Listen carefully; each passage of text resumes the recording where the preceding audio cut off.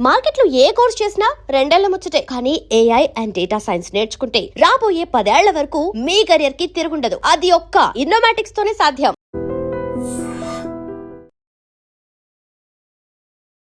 నమస్తే, నేను Kavitha. Welcome to I dream news and నిజాలు. 2 జాతీయ పార్టీలు, 2 దక్షిణాది రాష్ట్రాలు, 2 లీడర్లు. దేశమంతా ఈ ఇద్దరు గురించే మాట్లాడుకుంటోంది. అందులో ఒకరు డికే శివకుమార్, ఒకరు అన్నామలై. కాంగ్రెస్ పార్టీ తరఫున సీఎంగా డికే శివకుమార్ ఇప్పుడు ప్రమాణ స్వీకారం చేయబోతుంటే, అన్నామలై బీజేపీకి రిజైన్ చేసినట్టుగా అనౌన్స్ చేశారు. రేపు ఆయన బర్త్డే, ఒక పార్టీని కూడా స్థాపించబోతున్నారు అనేటువంటి వార్తలు వస్తున్నాయి. ఈ ఇద్దరు వ్యక్తులు ఎందుకంత కీలకంగా మారారు? నెక్స్ట్ రాబోయేటువంటి రాజకీయాలు దక్షిణాదిలో ఎలా ఉండబోతున్నాయి? జాతీయ పార్టీలు వీటిని ఎలా ట్యాకిల్ చేయబోతున్నాయి? భవిష్యత్తు వైపు ఎలా చూస్తున్నాయి? మనతో పాటుగా ఉన్నారు సీనియర్ జర్నలిస్ట్ సురేష్ కొచ్చతిల్ గారు. సార్ నమస్తే. సో ఫస్ట్ అన్నామలై గురించి స్టార్ట్ చేసుకుందాం. ఆయన ఐపీఎస్ ఆఫీసర్, రిజైన్ చేశారు, బీజేపీలో వచ్చి జాయిన్ అయ్యారు. 3% నుంచి కాస్త 11% వరకు దాన్ని అక్కడ ఉన్నటువంటి ఓట్ల శాతాన్ని తీసుకెళ్లారు. కాకుంటే ఏఐడిఎంకి ఒప్పుకోలేదు కాబట్టి ఆయన పక్కన పెట్టారు అనుకున్నప్పుడు, అంతకుముందు 5 ఎమ్మెల్యేలు ఉన్నది కాస్త 1కి పడిపోయింది. బట్ ఈ ఫ్రస్ట్రేషన్, సఫికేషన్ ఇవన్నీ చూసిన తర్వాత ఫైనల్గా ఆయన రిజైన్ చేసేశారు. నెక్స్ట్ ఏముండబోతుంది? ఆయన స్ట్రాటజీ ఎలా ఉంది అసలు? అన్నామలై గారు నేను ఒక 2 సంవత్సరాల ముందు చెన్నైలో పార్టీ ఆఫీస్లో కలిశాను ఫస్ట్ టైం. దానికన్నా ముందు పార్టీ మీటింగ్స్లో కలుస్తుంటే, కానీ చాలా పెద్ద క్రౌడ్ ఉంటుండే. కానీ 1-to-1గా నేను టైం అడిగాను, 5 నిమిషాలు ఇచ్చారు నాకు. 1.5 సేపు మాట్లాడాను, 1.5 hours. So much so that L Murugan గారు రూమ్లో కూర్చున్నప్పుడు ఆయన కూడా బయటికి వెళ్ళమని చెప్పారు. ఆయన ఐ ఫెల్ట్ వెరీ బ్యాడ్, ఎందుకంటే ఆయన యూనియన్ మినిస్టర్, ఆయన్ని బయటికి వెళ్ళండి, నేను సురేష్తో మాట్లాడుతానని చెప్పారు. ఫస్ట్ చైర్ మేమిద్దరు ఆపోజిట్గా కూర్చొని, తర్వాత ఆయన చైర్ తీసుకొచ్చి ఇటువైపు కూర్చొని పక్కన మాట్లాడారు. క్లారిటీ ఆఫ్ థాట్ అనేది ఇస్ ఆసమ్. ఎందుకంటే అన్నామలై గారు నేను ఫస్ట్ కలిసింది ఆయన ఎస్పీగా ఉన్నప్పుడు ఉడిపిలో, when you was an IPS officer, SP Udupi. దాంట్లో నా కూతురు చదువుతున్న మణిపాల్ యూనివర్సిటీ దాని కింద వస్తుంది ఉడిపిలో. అక్కడ పెద్ద ప్రాబ్లం ఉండే. ఒకటి, రెస్టారెంట్స్ అంతా రాత్రి 3-4 గంటల దాకా ఓపెన్ ఉంటుండే. పిల్లలందరూ ఆ టైంలో వచ్చి డిన్నర్ చేస్తారు, లేట్ నైట్ స్టడీకి అంతా. ఒక 2-3 ఘటనలు జరిగింది అక్కడ. ఒక రేప్ కేసు జరిగింది ఒక డాక్టర్ది అక్కడ ఉన్న మెడికల్ కాలేజ్లో, మణిపాల్లో ఉన్న మెడికల్ కాలేజ్లో. అది ఒక ఆటో రిక్షా డ్రైవర్ చేశాడు. So he was appointed and చాలా స్ట్రిక్ట్గా ఎన్ఫోర్స్ చేశారు. దట్ ఈస్ ఆఫ్టర్ 12 o'clock, 12:30 ఒక్క రెస్టారెంట్ కూడా ఓపెన్. అది మణిపాల్లో కల్చరే లేదు. మణిపాల్లో మినిమం 3-4 గంటల దాకా నడుస్తుంటుంది రెస్టారెంట్స్ అని. సో సడన్గా వీళ్ళందరూ స్టూడెంట్స్ అందరూ ప్రొటెస్ట్ చేశారు. మణిపాల్ యూనివర్సిటీ షట్ డౌన్ మోడ్కి వెళ్ళిపోయింది. కానీ మన అన్నామలై గారిని సపోర్ట్ చేసింది మోహన్ దాస్ పై గారు, is chairman of Manipal education. ఈ సెడ్ యూ డూ ఇట్. అక్కడ ఇంకో డ్రగ్స్ ఇష్యూ ఉండే, అది ఒక పాతది, అది కూడా ట్యాకిల్ చేశారు చాలా స్ట్రిక్ట్గా. ఫస్ట్ టైం అప్పుడు ఒక పర్సనల్ ఇంటరాక్షన్ చెప్పలేము, కానీ వీ మెట్. అప్పుడు నాకు అర్థమైంది, ఐ మీన్ ఈయనలో ఒక క్లారిటీ ఉంది చాలా మటుకు. ఒకటి, if he decides on something he will do it. అది కొంతమందిలో క్వాలిటీ ఉంటుంది, కొంతమంది they will go the flow, నడుస్తుంది కానీ మనం కూడా దీంతో పోదామని చెప్పేసి. అన్నామలై గారిని బీజేపీ స్టేట్ ప్రెసిడెంట్గా అపాయింట్ చేసినప్పుడు చాలా మటుకు చాలామంది అన్నారు, ఈ ద నెక్స్ట్ పిఎం మెటీరియల్ అన్నారు. 20-30 సంవత్సరాల తర్వాత ప్రైమ్ మినిస్టర్ కూడా కావచ్చు. సౌత్ నుంచి చాలా తక్కువ మంది ప్రధానమంత్రులు ఉన్నారు. దేవగౌడ గారు ఒకరు, నరసింహరావు గారు ఒకరు, అంత ప్రధానమంత్రి ఎక్కువ లేరు మన వైపు నుంచి. కేపబిలిటీ ఉంది. కానీ తమిళనాడు పాలిటిక్స్ అనేది ఒక different cup of tea. Possibly మనం విజయ్కి చాలా పెద్ద క్రెడిట్ ఇవ్వాలి దీనికి. మనం అందరూ అంటాం విజయ్ గెలిచారు, ఫిల్మ్ స్టార్, అది ఇదని. కానీ తమిళనాడులో ద్రవిడియన్ పాలిటిక్స్ ఒక్కటే నడుస్తుందని ఆల్మోస్ట్ ఒక 70 సంవత్సరాలు, 60 అని పెట్టుకోవచ్చు, 60 సంవత్సరాల నుంచి ఓన్లీ ద్రవిడియన్ పాలిటిక్స్. మీరు ఒక ద్రవిడియన్ పార్టీ ఉంటేనే మీరు గెలుస్తారు. ముందు ఓన్లీ డిఎంకే ఉండే, తర్వాత ఏఐడిఎంకే స్ప్లిట్ అయ్యి ఎంజీఆర్ గారు బయటకు వచ్చిన తర్వాత ఏఐడిఎంకే సెటప్ అయ్యి. కానీ చిన్న చాలా పార్టీలు ఉన్నారు, ఎండిఎంకే ఉన్నారు, టీఎంసీ ఉన్నారు, చాలా మటుకు చిన్న పార్టీలు ఉన్నారు.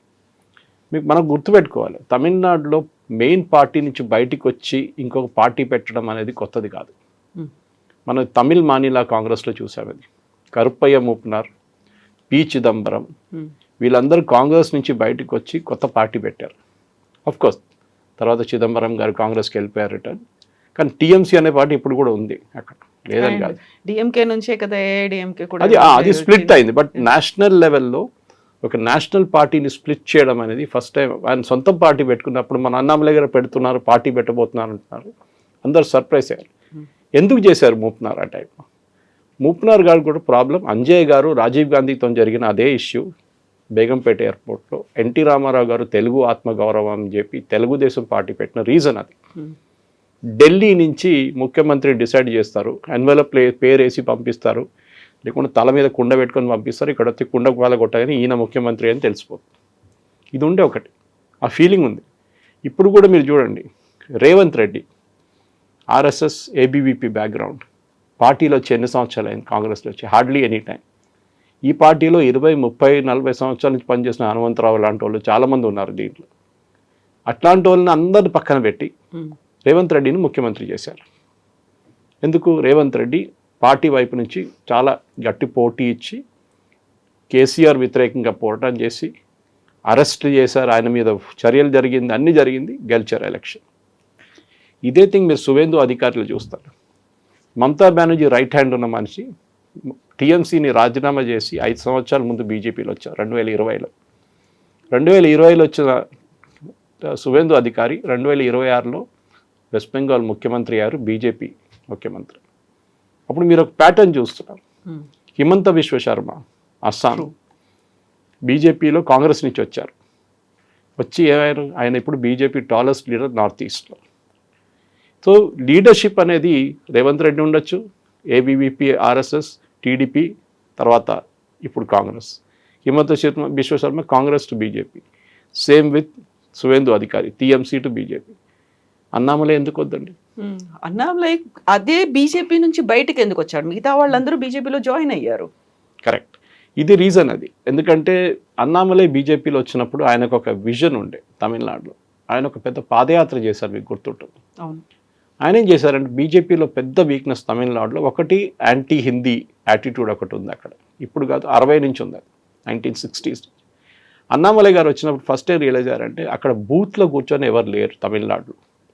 అమిత్ షా గారు ఎప్పుడు అంటారు, booth management is the most essential. Modi గారు మీటింగ్ అడ్రస్ చేశారా, లేకుంటే అమిత్ షా గారు మీటింగ్ అడ్రస్ చేశారా, మిగతా లీడర్లు మీటింగ్, బూత్లో 10 మంది ఉన్నారా లేదా, బయట కూర్చోడానికి 5-6 మంది ఉండాలి టేబుల్ వేసుకొని, బూత్ లోపల ప్రతి బూత్కి ఒకరైనా ఉండాలి, రీప్లేస్మెంట్గా ఇంకొకరు ఉండాలి. ఇది బీజేపీ దగ్గర లేకుండే. తమిళనాడులో absolutely except for Coimbatore and Kanyakumari బీజేపీకి ఎక్కడ పట్టు లేకుండే ముందు, బిఫోర్ అన్నామలై వచ్చే ముందు కూడా. కానీ అన్నామలై వచ్చిన తర్వాత ఏం చేశారంటే పాదయాత్ర చేశారు. ఆయన నార్మల్ పొలిటీషియన్ లాగా, ఫర్ ఎగ్జాంపుల్ మీరు ఒక విలేజ్కి వెళ్ళారు మదురై దగ్గర, విలేజ్ అంతా టూర్ చేసి ఒక 10-20 విలేజ్లు కవర్ చేసిన తర్వాత మళ్ళీ మీరు మదురైలో వచ్చి ఒక హోటల్లో ఉంటారు. ఈయన అట్లా కాదు, ఈయన అదే ఊర్లో ఏదో ఒక ఊర్లోనే అక్కడే ఉంటారు అనమాట.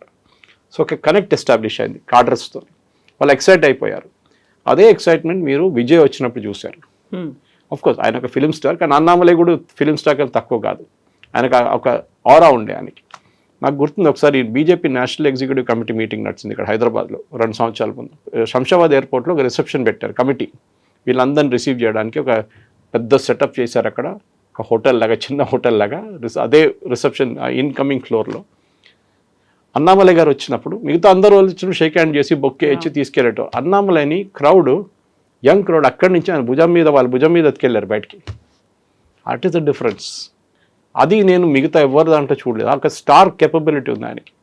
ఇక్కడ వచ్చి మాట్లాడినా కానీ, తమిళనాడు మాట్లాడినా కానీ, ఆంధ్రాలో, తెలంగాణలో his clarity is very clear. ఆయనకు ఒక అడ్వాంటేజ్ ఏంటంటే, ఒకటి డిసిప్లిన్. ఒక ఐపీఎస్ ఆఫీసర్గా వచ్చిన దానికి ఒక డిసిప్లిన్ ఉంది. ఏ పని చేసినా కానీ టైమ్లీ చేస్తారు. సో ఇదే ఆయన బూత్ చేస్తే, ఆయన ప్రతి బూత్లో తమిళనాడులో ప్రతి కాన్స్టిట్యున్సీలో 10 మందిని సెలెక్ట్ చేసి ట్రైనింగ్ ఇచ్చారు. ఆయన డైరెక్ట్ కాదు, ఇండైరెక్ట్గా ట్రైనింగ్ ఇప్పించారు వాళ్ళకి. ఇది బీజేపీ స్ట్రెంగ్త్ ఉంటే, మీరు చెప్పిన 11%, 13% బీజేపీ ఎందుకు వెళ్ళిందంటే ఇదే రీజన్. అక్కడి నుంచి ఈ ఏఐడిఎంకి అయితే పొత్తు ఎందుకు పెట్టుకున్నారో ఎవరికి అర్థం కాదు. ఏఐడిఎంకి ఏం వాల్యూ ఇస్తారు బీజేపీకి? దీనికన్నా ముందు కూడా మనం చూసాం, బీజేపీతో పొత్తు పెట్టుకున్నప్పుడు బీజేపీకి వాల్యూ రాలేదు. అది కాంగ్రెస్ కూడా అదే ప్రాబ్లం. ఒక టైంలో కరుణానిధి బీజేపీ లీడర్స్తో చాలా క్లోజ్ ఉన్నారు, బీజేపీతో అలయన్స్లో ఉన్నారు డిఎంకే. అప్పుడు ఏఐడిఎంకే సపరేట్గా ఉన్నారు, తర్వాత ఏఐడిఎంకే కలిసారు జయలలిత టైం నుంచి. ఇది జరగట్లేదు. సో అన్నామలైకి తెలిసిపోయింది ఏంటంటే, అక్కడ బీజేపీకి గ్రో కావడం అంటే తమిళనాడులో పెరగడానికి ఛాన్సెస్ ఎక్కువ లేదు. ఒకటి వాళ్ళ దగ్గర ఒక వాళ్ళ వ్యతిరేకంగా ఒక యాంటీ హిందీ మూవ్మెంట్, ఏదైనా చెప్పంగానే స్టాలిన్ అండ్ ఈవెన్ ఈపీఎస్ కూడా ఒక టైంలో చెప్పేటోళ్ళు వీళ్ళందరూ హిందీ పార్టీ, ఢిల్లీ నుంచి వచ్చిన వాళ్ళు, ఉత్తర భారతదేశానికి చెందిన పార్టీ. యాజ్ ఇట్ ఈస్ తమిళనాడులో యాంటీ హిందీ సెంటిమెంట్ చాలా ఉన్నాయి. మనలా కాదు, తెలంగాణలో ప్రాబ్లం లేదు మనకి, అక్కడ ఉంది. ఇప్పుడు కాదు, 60s నుంచే బ్యాంక్ మీద రాసిన బోర్డు హిందీలో ఉంటే దాన్ని టార్ కొట్టేస్తారు. రైల్వే స్టేషన్కి వెళ్ళి హిందీ పేరు ఉంటే దాన్ని బ్లాక్ పెయింట్తో కొట్టేస్తారు. ఇదంతా జరుగుతుండే. సో ఇప్పుడు కూడా అదే. సో నీట్ ఎగ్జామ్ పెట్టినప్పుడు దాని వ్యతిరేకంగా తమిళనాడు కోర్టుకి వెళ్ళారు, ఇంకెవరు వెళ్ళలేదు కోర్టుకి. Only state which vent. ఎందుకంటే ఏదైనా నార్త్ ఇండియా చేస్తే అది తప్పు, మాకు డబ్బులు రాలేదు, మేము చదువుకున్న వాళ్ళం, మాకు 100 రూపాయలు పంపిస్తాం, మాకు 14 రూపాయలు ఇస్తున్నారు, యూపీకి 120 ఇస్తున్నారు. ఇదొక లాజిక్ స్టాలిన్ చాలా మటుకు యూజ్ చేశారు. కానీ విజయ్ వచ్చినప్పుడు ఏం జరిగిందంటే ఇదంతా పక్కన వెళ్ళిపోయింది. ఈ ద్రవిడియన్ మూవ్మెంట్, యాంటీ హిందీ అంతా. ఇఫ్ యూ సీన్ విజయ్, ఆయన ఎక్కువ యాంటీ హిందీ గురించి మాట్లాడారు అసలు. ఈ గేవ్ అ ప్రామిస్ అంతే. సో అక్కడున్న యంగ్స్టర్ ఎస్పెషలీ వాళ్ళకి ఒక ఫ్రెష్ ఫీలింగ్ లాగా వచ్చింది. అరే వీళ్ళతో బోర్ కొట్టేస్తుంది, నాన్న కొడుకు స్టాలిన్ అండ్ ఉదయనిధి, ఇటువైపు ఈపీఎస్ ద డల్ ఫెలో, వీళ్ళతో ఎవరితో పనికిరాదు, యంగ్స్టర్స్ వచ్చారుగా చేద్దాం. నాకు తెలిసిన మటుకు పర్సనల్ ఫ్రెండ్స్ కవిత గారు చెన్నైలో ఈసారి బీజేపీ క్యాండిడేట్స్ ఓట్ చేయకుండా టీవీకి ఓట్ చేశారు. వాళ్ళు ఏమన్నారంటే బీజేపీ గెలవరు, ఎట్లయినా అన్నామలై లేరు, ఈపీఎస్తో పనికిరాదు, ఈపీఎస్ సీట్లు కూడా ఇవ్వలేదు బీజేపీకి, 22 సీట్లు అంతా ఇచ్చారు, అది కూడా ఓడిపోయిన సీట్లు ఇచ్చారు. వేరే స్ట్రెంగ్త్ ఉన్న సీట్లు కన్యాకుమారి కానీ కోయంబత్తూర్, ఇక్కడ బీజేపీకి సీట్లు ఎక్కువ ఇవ్వలేదు. ఆ రోజు అన్నామలై అన్నారు, we are been given losing seats, మేము లాస్ట్ టైం గెలిచిన సీట్లు కూడా మాకు 5 సీట్లు ఇవ్వలేదు, 5 సీట్లు ఇవ్వలేదు మాకు. ఇక్కడే వచ్చింది అనమాట, అక్కడ ఫ్రిక్షన్ వచ్చింది. న్యాచురల్లీ అన్నామలైని ఎందుకు పక్కన పెట్టారు ఈపీఎస్ అందరికి తెలుసు.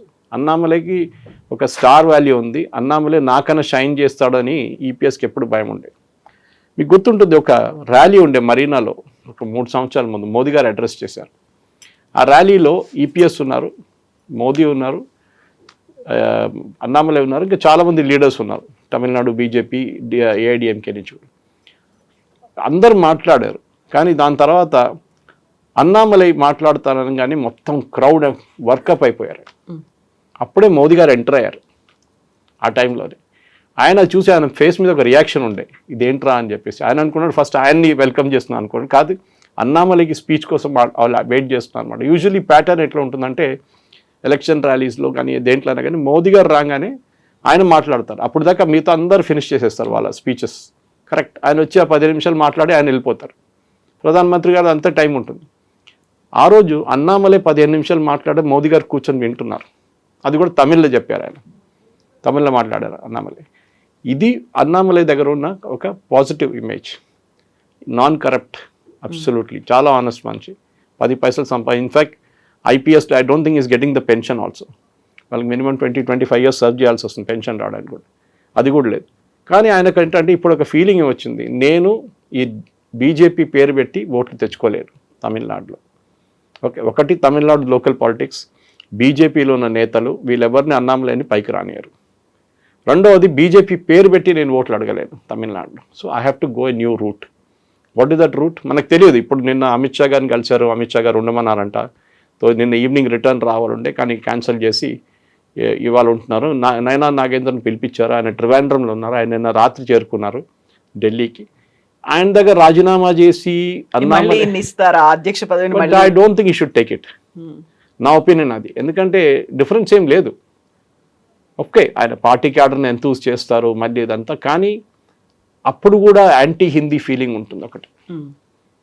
అన్నామలై గారు అది కాకుండా విజయ్ వ్యతిరేకంగా ఇంకొక పార్టీ పెట్టి ఫస్ట్ ఒక ఎన్జిఓ లాగా స్టార్ట్ చేసి, అదే ఆయన ప్లాన్ అనమాట. ఇంకా 5 సంవత్సరాలు ఉంది కదా ఎలక్షన్కి. ఒక ఎన్జిఓ లాగా పెట్టి బిల్డప్ చేసి దాన్ని ఒక పొలిటికల్ అవుట్ఫిట్గా కన్వర్ట్ చేసుకొని విజయ్ వ్యతిరేకంగా ఆయన పోటీ చేస్తే డెఫినెట్గా he will do very well. దాంట్లో బీజేపీని ఒక జూనియర్ పార్ట్నర్గా చేర్చుకుంటారు. వాళ్ళకు ఒక 20 సీట్లో పోటీ చేయడానికి కాంగ్రెస్కి ఇచ్చినట్లనే డిఎంకే వాళ్ళు ఇచ్చినట్లు. Then it becomes a different contest. Because next ఎలక్షన్లో డిఎంకే ఉండరు, ఏఐడిఎంకే ఉండరు, ఉంటే కూడా మైనర్ ప్లేయర్లు అయిపోతారు. ఇది ఇప్పుడు ఫస్ట్ లోక్సభ ఎలక్షన్ వచ్చేటప్పుడు టెస్ట్ వస్తుంది 3 సంవత్సరాల తర్వాత. దాని తర్వాత next will be the assembly election, దాని 2 సంవత్సరాల తర్వాత. This will be the main thing. 2031లో జరిగే ఎలక్షన్ టైంలో అప్పుడు తెలిసిపోతుంది మనకి ఎట్లా జరుగుతుంది. So I think Annamalai's plan of action చాలా క్లియర్ ఉంది. ఇఫ్ ఈ రిమైన్స్ ఇన్ బీజేపీ ఓకే, కానీ ఒక లిమిటెడ్ గ్రోతే ఉంటుంది ఆయనకి బీజేపీలో ఉంటే కూడా. ఆయన బయటికి వెళ్ళి ఒక పార్టీ పెట్టడం మంచిది, కానీ బీజేపీకి పెద్ద లాస్, దాంట్లో డౌట్ లేదు.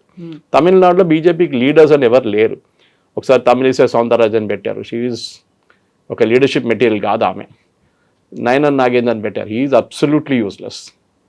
ఇట్లాంటి ఎవరు ఉన్నారు వాళ్ళ దగ్గర? పొన్ రాధాకృష్ణన్ గారు ఉన్నారు, ఆయన ఒకసారి కన్యాకుమారి వైపు నుంచి గెలిచారు, నాట్ ఎ లీడర్షిప్ మెటీరియల్. ఆయన యూనియన్ మినిస్టర్ కూడా ఉన్నారు.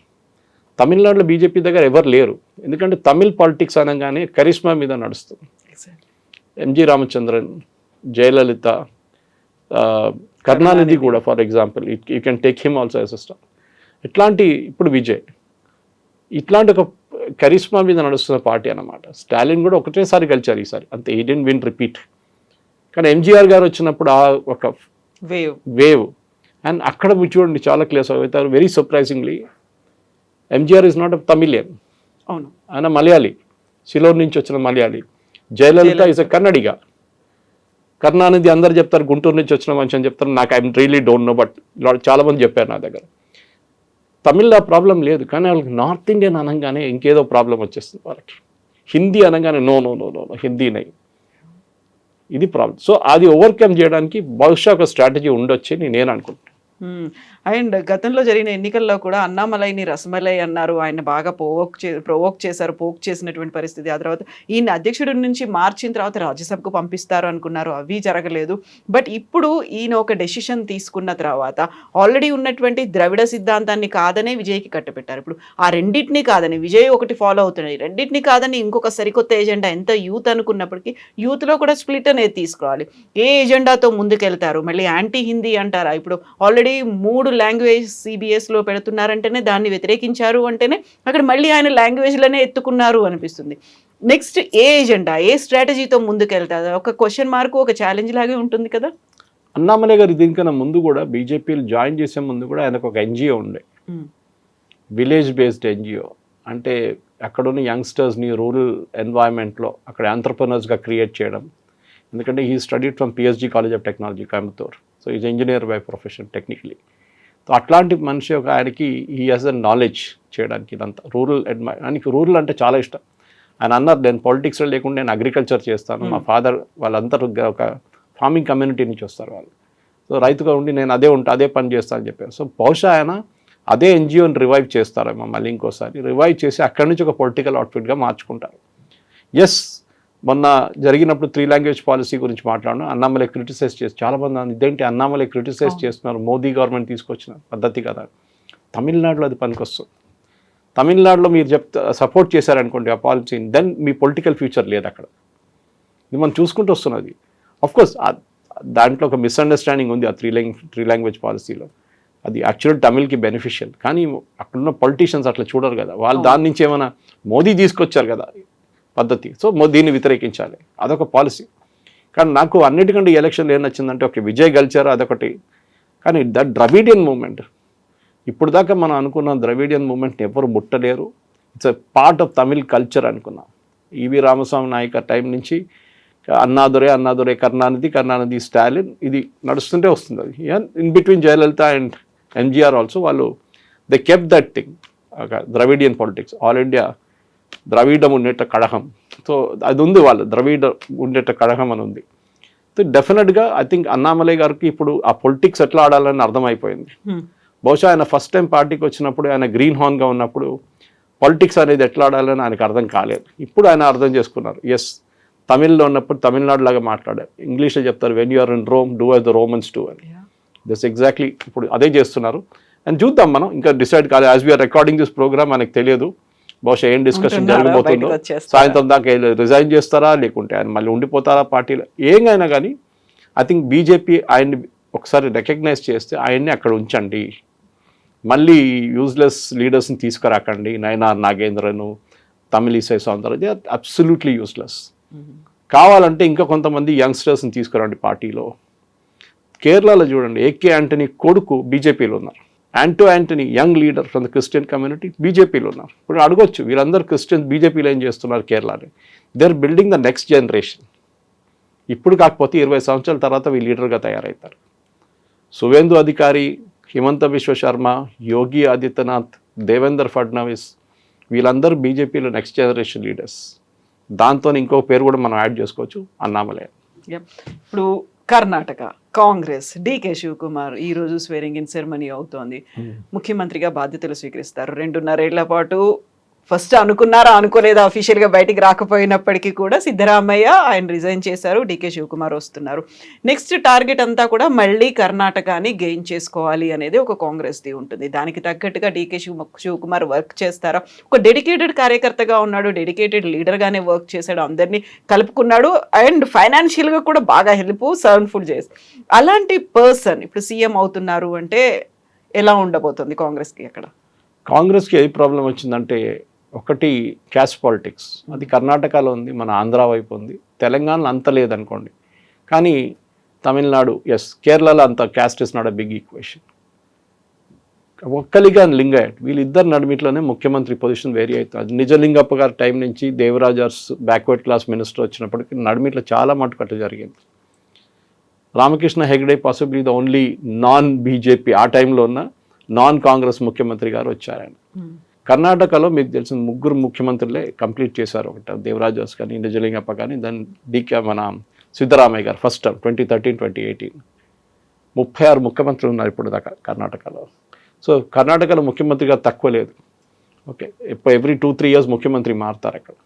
ఇక్కడ కూడా అదే జరిగింది. ఎందుకంటే ఈ లాస్ట్ టైం ఎలక్షన్ గెలిచిన తర్వాత వీళ్ళ నడిమిట్లో ఒక అగ్రిమెంట్ ఉండే, జెంటిల్మెన్స్ అగ్రిమెంట్. ఇక్కడ తెలంగాణలో కూడా అట్లా ఒక అగ్రిమెంట్ ఉంది, కానీ అది ఇంకో కాంటెక్స్ట్ అది. సో ఈ అగ్రిమెంట్లో 2.5 సంవత్సరాలు సిద్ధరామయ్య గారు ఉంటారు అండ్ 2.5 సంవత్సరాలు డికే శివకుమార్ ఉంటారని ఒప్పుకున్నారు ఆ టైం. డికే శివకుమార్ గారి ప్రాబ్లం ఏంటంటే ఆయనకి ఎమ్మెల్యేస్ ఫాలోయింగ్ ఎక్కువ లేరు, అది సిద్ధరామయ్య గారి దగ్గర ఉంది. కానీ సిద్ధరామయ్య గారి ప్రాబ్లం ఏంటంటే ఆయన కురుబా కమ్యూనిటీ చూస్తారు, which is the backward class community. వాళ్ళకి 7-8% పాపులేషన్లో స్ట్రెంగ్త్ ఉంది. ఒక్కలిగాస్ లింగాయట్ డామినేట్ చేస్తారు, కానీ వాళ్ళ పాపులేషన్ స్ట్రెంగ్త్ కొంచెం డిస్ప్యూట్ ఉంది, ఎందుకంటే ఆ క్యాస్ట్ సెన్సస్ కరెక్ట్ కాదని చెప్పి దాన్ని విత్డ్రా కూడా చేశారు. ఎనీవే 17, 18 నుంచి 19 దాకా ఉంటుంది, వీళ్ళదేమో 20 నుంచి 24 దాకా ఉంటుంది. ఒక్కలిగాస్ లింగాయట్స్ అండ్ ఒక్కలిగాస్. ఇప్పుడు హీఈస్ కమింగ్, ఒక్కలిగా ముఖ్యమంత్రిగా వస్తున్నారు డికే శివకుమార్. డికే శివకుమార్ ఎందుకు తీసుకొచ్చారనేది one main reason is Siddaramaiah గారి పర్ఫార్మెన్స్ చాలా మటుకు డిసప్పాయింటింగ్గా ఉంది. ఆయన ఏమైనా పెద్ద పని ఏమైనా చేశారంటే మీరు ఒక్క పాయింట్ కూడా చెప్పలేరు, as he deeds is very good thing అని చెప్పేసి. లేదు, ఇండస్ట్రియలైజేషన్ అది ఆల్రెడీ ఉంది, ఐటీ ఆల్రెడీ ఉంది, కొత్తగా ఏం చేశారు? ఏం చేయలేదు. అక్కడ బెంగళూరు చుట్టుపక్కల ఉన్న డిస్ట్రిక్ట్స్ ప్రాబ్లం ఏంటంటే ఒకటి అర్బనైజేషన్ ఇష్యూ చాలా ఉంది, ట్రాఫిక్ అక్కడ మెయిన్ సమస్య. అక్కడున్న ప్రజల ఇన్ఫ్రాస్ట్రక్చర్ గురించి ఏడుస్తున్నారు. ఒక 30 నుంచి 40-45 సీట్ల మీద ఇంపాక్ట్ దీంతో ఉండిపోతుంది. సిద్ధరామయ్య గారు ఇంగ్లీష్లో ఎక్కువ మాట్లాడలేరు, Hindi is not fluent at all. ఈయనకి అదొక అడ్వాంటేజ్ ఉంది, ఒక యంగ్ ఇమేజ్, అంటే 64 ఇస్ స్టిల్ యంగ్. ఆయన న్యాచురల్ డికే శివకుమార్ మీరు చెప్పినట్లు ఒక ఆర్గనైజేషన్ కేపబిలిటీ ఉంది. ఆయన ఒక క్రైసిస్ మేనేజర్గా చూసుకుంటారు. మీరు చూసుంటారు ఎక్కడైనా ఏదైనా స్టేట్లో కాంగ్రెస్లో క్రైసిస్ వస్తే ఆయన పంపిస్తారు. రిసార్ట్ పాలిటిక్స్లో ఛాంపియన్ ఆయన. ప్లేన్లో హైర్ చేసి ఇమ్మీడియట్ కర్ణాటక తీసుకొచ్చి అక్కడ రిసార్ట్లో పెట్టిస్తారు అందరినీ, ఎమ్మెల్యేలు అందరినీ. చేశారు ఆయన, చాలాసార్లు చేశారు ఆయన. సో న్యాచురలీ కాంగ్రెస్ హైకమాండ్కి ఆయన తీసుకురావాలి. కానీ కాంగ్రెస్లో ప్రాబ్లం ఏంటంటే ఢిల్లీలో ప్రాబ్లం ఉంది, అంటే ద ఫస్ట్ ఫ్యామిలీలో ప్రాబ్లం. సోనియా గాంధీకి కర్ణాటక పాలిటిక్స్లో ఇంట్రెస్టే లేదు అసలు, రాహుల్ గాంధీకి ఉండే. అండ్ డికే శివకుమార్ రాహుల్ గాంధీకి ఎప్పుడు పడదు. మీకు గుర్తుంటుంది లాస్ట్ వీక్ పోయిన వారంలో డికే శివకుమార్ గారు 3 రోజులు ఢిల్లీలో ఉన్నారు, రాహుల్ గాంధీని కలవడానికి వచ్చారు. రాహుల్ గాంధీ కలవలేదు. బహుశా దీనికన్నా ముందు కూడా మనం మాట్లాడాం దాని గురించి. 3 రోజులు కలవకుండా అక్కడే ఉన్నారు ఆయన. లాస్ట్లో వెళ్ళిపోదామనే ముందు లాస్ట్ ట్రైగా ప్రియాంక వాద్రాకి ఫోన్ చేస్తే ఆమె చెప్పింది ప్లీజ్ కమ్ అలాంగ్, మాట్లాడి ఇది ప్రాబ్లం ఉంది మేడం చేపియాలి. నాకు అష్యూరెన్స్ అప్పుడు ఇచ్చారు నన్ను ముఖ్యమంత్రి చేస్తారని, చేయట్లేదు. కోర్స్ దాంతోపాటు అక్కడ ఉన్న మఠాల పీఠాధిపతులు వాళ్ళ ఫోన్ కాల్ అన్నీ రావడం మొదలుపెట్టి ప్రెషర్ బిల్డప్ అయింది ప్రియాంక మీద. She approved it, Rahul Gandhi approve చేయలేదు. తర్వాత కలిశారు, శివకుమార్ వచ్చి ఫోటో కూడా తీసుకొని ట్వీట్ కూడా చేశారు మై లీడర్ అని చెప్పేసి. కానీ ప్రాబ్లం ఏంటంటే కర్ణాటకలో ఈ అక్కడున్న పాలిటిక్స్లో చాలా మట్టుకు డీకే శివకుమారే నడిపిస్తున్నారు. బ్యాక్ రూమ్ బాయ్ అంట, మన చంద్రబాబు నాయుడు గారు ఎన్టీ రామారావు గారితో ఎట్లా ఉన్నారు, అదే బ్యాక్ రూమ్ బాయ్లో డీకే శివకుమార్ ద ఛాంపియన్. ఇప్పుడు ఒక యాంటీ ఇన్కంబెన్సీ బిల్డప్ అయింది. ఇంకా ఒక 2 సంవత్సరాలు ఎలక్షన్ రాబోతుంది. ఏం చేస్తారు? బిగ్ ఛాలెంజ్ కాంగ్రెస్కి. ఎందుకంటే బీజేపీ వైపు వీళ్ళకి ఒకటే అడ్వాంటేజ్ కాంగ్రెస్కి ఏముందంటే బీజేపీ వైపు లీడర్లు ఎవరు లేరు. Yediyurappa is only tall leader. దాని తర్వాత వచ్చిన వాళ్ళందరూ షియర్ వేస్ట్. అది బొమ్మాయి ఉండొచ్చు, జగదీష్ షెట్టార్ ఉండొచ్చు, ఎవరైనా కానివ్వండి, వీళ్ళు వచ్చిన వాళ్ళందరూ అబ్సల్యూట్లీ యూస్లెస్గా ఉన్నారు. ఎవరు లీడర్షిప్ మెటీరియల్కి లేరు వాళ్ళ దాంట్లో. కానీ బీజేపీకి అన్నిటికంటే పెద్ద అడ్వాంటేజ్ అంటే జేడీఎస్ వీక్ అయిపోయింది అక్కడ కంప్లీట్గా. జేడీఎస్ని కుమారస్వామిని తీసుకెళ్లి యూనియన్ గవర్నమెంట్లో పెట్టించారు, దేవేగౌడ గారిని రాజ్యసభ ఇచ్చారు, ఇప్పుడు ఆయన అక్కడి నుంచి రిటైర్ అయిపోయారు. జేడీఎస్ ఒక 5-6 సీట్లు కూడా ఇప్పుడు గెలవలేరు, ఆ పరిస్థితిలో వచ్చేసారు వాళ్ళు. BJP ensured that. అదే గేమ్ ఇప్పుడు వాళ్ళు మహారాష్ట్రలో ఆడుతున్నారు లోకల్ బాడీ ఎలక్షన్లో. శివసేనని కంప్లీట్గా ఫినిష్ చేసేస్తున్నారు. కర్ణాటకలో కూడా అదే చేస్తారు. సో ఇప్పుడు 2 party race, Congress versus BJP. దీని ముందు JDS used to call the shots అనమాట. జేడీఎస్ బీజేపీకి సీట్లు ఇస్తుండే, తర్వాత బీజేపీ జేడీఎస్కి సీట్లు ఇవ్వడం మొదలుపెట్టారు. ఇప్పుడు ఈసారి జేడీఎస్కి చెప్తాను పక్కన కూర్చో నువ్వేం చేయకపోయి. ఇదే గేమ్ మీరు బీహార్లో చూశారు. నితీష్ కుమార్ లాంటి పవర్ఫుల్ లీడర్ని బీజేపీ కంప్లీట్గా ఎలిమినేట్ చేసేసారు. బీజేపీ నెక్స్ట్ ఎలక్షన్లో జేడీయూ ఉండదు బీహార్లో, వారందరూ బీజేపీ టికెట్ మీద పోటీ చేస్తారు. ఇదే కర్ణాటకలో గేమ్ ఆడుతున్నారు బీజేపీ. సో వచ్చే ఎలక్షన్లో 2 ఆప్షన్స్ జరగవచ్చు. ఒకటి, డీకే శివకుమార్ని ముఖ్యమంత్రి ఫేజ్గా చూపించి కాంగ్రెస్ పోటీ చేస్తారు. బీజేపీ వైపు నుంచి ఎవరు ముఖ్యమంత్రిగా లేకున్నా పోటీ చేస్తారు, మోదీ గారు ఫోటో పెడతారు. ఇది మనం ఒడిశాలో చూసాం, ఛత్తీస్గఢ్లో చూసాం, మధ్యప్రదేశ్లో చూసాం, రాజస్థాన్లో చూసాం. ఎక్కడా వీళ్ళు లీడర్ని పెట్టలేదు. ఈవెన్ హర్యానాలో కూడా, ఢిల్లీలో కూడా వితౌట్ ఎనీ సీఎం ఫేస్ వీళ్ళు ఎలక్షన్ పోటీ చేసి గెలిచారు. దాని తర్వాత సీఎంని అపాయింట్ చేశారు. నితిన్ నబీన్ అని ఒక ఆయన ఉన్నాడు అని చాలామందికి తెలియదు, ఆయన్ని బీజేపీ ప్రెసిడెంట్గా చేశారు. ఇది బీజేపీలోని అన్నిటికీ పెద్ద అడ్వాంటేజ్. ఏంటంటే వాళ్ళ బ్రాండ్ ఇస్ మోదీ. కానీ కర్ణాటకలో అది పనిచేస్తుందా లేదా అనేది మనం చూడాల్సింది. నార్త్ ఇండియా, ఈస్ట్ ఇండియాలో పనిచేసింది, కర్ణాటకలో జరుగుతుందా అనేది ఇప్పుడు రాబోయే పెద్ద ప్రశ్న.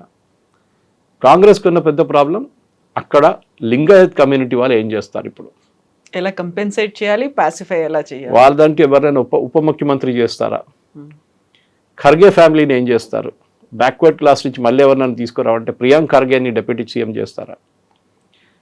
కేరళ మోడల్ ఫాలో చేయబోతున్నాం అని చెప్పి ఒక పుకారు విన్నాం మనం. కేరళ మోడల్ ఏముండే, ఈసారి సతీష్ ముఖ్యమంత్రి అయినప్పుడు అక్కడ మొత్తం పాత కంప్లీట్ సీనియర్ లీడర్షిప్ని తీసేశారు. వాళ్ళు ఎవరిని మినిస్టర్షిప్ని కొంతమందిని తీసుకున్నారు అంతే, 3-4. మిగతా అందరు ఫ్రెష్ ఫేసెస్ తీసుకొచ్చారు. ద ఐడియా ఇస్ మన మమతా బెనర్జీకి వచ్చిన అదే ప్రాబ్లం ఈ ఎలక్షన్లో. 74 మంది ఎమ్మెల్యేలని ఆమె రీప్లేస్ చేశారు. ఆమె లాజిక్ ఏముండే, వ్యతిరేకత నా వ్యతిరేకత కాదు, నా మీద వ్యతిరేకత లేదు, ఎమ్మెల్యేల మీద వ్యతిరేకత ఉంది. So she try to push the blame on to the MLAs. అది పోయింది, ఎమ్మెల్యేలు ఓడిపోయారు, ఈమె కూడా ఓడిపోయింది. కర్ణాటకలో అది కాకపోతే, అది కావద్దంటే ఇప్పుడు ఈ క్లీనప్ జరగాల్సింది. ఇమ్మీడియట్గా డీకే శివకుమార్ ఇప్పుడు బెంగళూరు చుట్టుపక్కల, he also comes from Kanakapura, it's part of Bengaluru. కానీ ఆయన బెంగళూరు రూరల్ నుంచి గెలిచారు. దాని ముందు రామ్నగర అంటుండే, మన షోలే అక్కడే షూట్ చేశారు. రామ్నగర ఇప్పుడు బెంగళూరు రూరల్ అయిపోయింది. ఇన్ఫ్యాక్ట్ బెంగళూరు రూరల్, రామ్నగర 5 ముఖ్యమంత్రులు ఇచ్చారు కర్ణాటకకి నిజలింగపట్నం నుంచి, last Deve Gowda and Kumaraswamy also. So ముఖ్యమంత్రులు షార్టేజ్ లేదు ఆ ఏరియా నుంచి. దానికోసం డెవలప్మెంట్ చాలా కీగా ఉండబోతుంది. ఎందుకంటే హైదరాబాద్, కర్ణాటక పక్కన పెడితే నార్దర్న్ కర్ణాటక, ఈ 2 reasons Congress strong hold. Southern Karnataka, Mangaluru, Udupi, ఇప్పుడు శివమోగ, ఇదంతా బీజేపీ స్ట్రాంగ్ హోల్డ్స్. ఏం జరుగుతుంది ఈసారి బీజేపీ వైపు నుంచి, ఎవరిని ఫ్రంట్లో పెడతారో ముఖ్యమంత్రి ఫేస్గా, లేకుండా ఎవరిని పెట్టకుండా it will be Modi versus rest of the Congress party. ఎందుకంటే ఎలక్షన్ అనేది ఇప్పుడు నెక్స్ట్ 1.5 yearలో స్టార్ట్ అయిపోతుంది ప్రాసెస్. సో శివకుమార్ గారికి చాలా తక్కువ టైం ఉంది ఇప్పుడు ఇది కంప్లీట్ సెట్ రైట్ చేయడానికి. ఆయన కొత్త పథకాలు అనౌన్స్ చేస్తా అంటున్నారు. పాత పథకాలే ఇంప్లిమెంట్ చేయలేదు, ఇంకా డబ్బులు లేవు, అప్పులు తీసుకున్నారు. సో చాలా మటుకు క్రైసిస్ ఉన్నాయి. కానీ he's a crisis man. So మనం ఒక టైం ఇద్దాం, హనీమూన్ పీరియడ్ ఉంటుంది, ఒక 6 నెలలు కాకపోతే 3 నెలలు హనీమూన్ ఉంటుంది. దాని తర్వాత క్వశ్చన్స్ విల్ బీ స్టార్టెడ్. ఏం చేస్తున్నారు, మీరు ఏం చేయబోతున్నారు అని ప్రశ్నలు అడుగుతారు ప్రజలు. Yes, sir. Thank you so much, sir. Thank you.